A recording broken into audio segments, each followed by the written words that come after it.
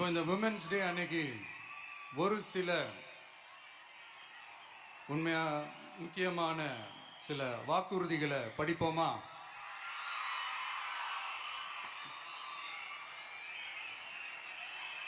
பெண்கள், குழந்தைகள் மற்றும் முதியோர் நலனில் அவர்களின் பாதுகாப்பில் அக்கறை செலுத்துவதே நம் தமிழக வெற்றிக் கழகத்தின் அடிப்படை நிலைப்பாடுகளில் ஒன்று.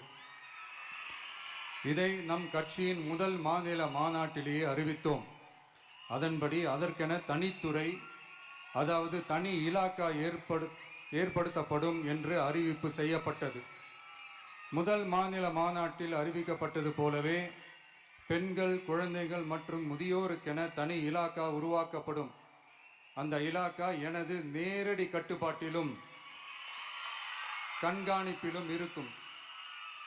சமரசமற்ற பெண்கள் பாதுகாப்பை நோக்கி பயணிக்கும் நம் கனவு நனவாவது உறுதி என்பதை நமது தேர்தல் முதல் வாக்குறுதியாக சொல்வதில் பெருமை கொள்கிறோம். இரண்டாவது, மதிப்புமிகு மகளிர் திட்டம்.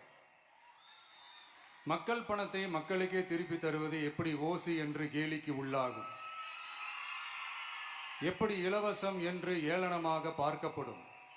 இப்படி வரையறுக்க எந்த அரசியல் கட்சிக்கும் எந்த அரசியல் தலைவருக்கும் உரிமை இல்லை என்று தமிழக வெற்றிக் கழகம் ஓங்கி உரைக்கிறது.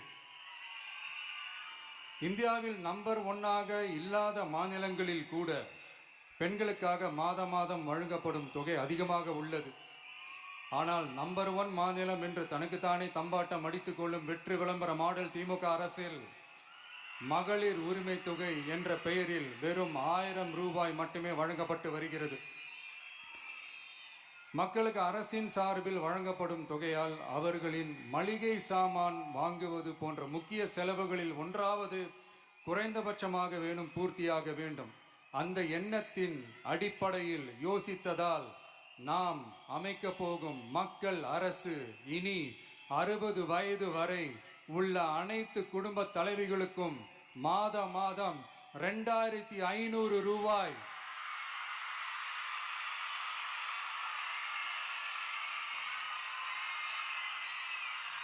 வழங்கப்படும் என்பதை பெருமகிழ்வுடன் அறிவிக்கிறோம். இதில் மாநில மற்றும் ஒன்றிய அரசு ஊழியர்களாக இருப்பவர்களின் குடும்பங்களுக்கு மட்டும் விதிவிலக்கு. இப்படி செய்வதால் கூடுதலான குடும்பங்கள் பயனடையும் வாய்ப்பு அதிகரிக்கும் என்பதை நம் தாய்மார்கள் அனைவரும் மகிழ்வுடன் ஏற்றுக்கொள்வர்.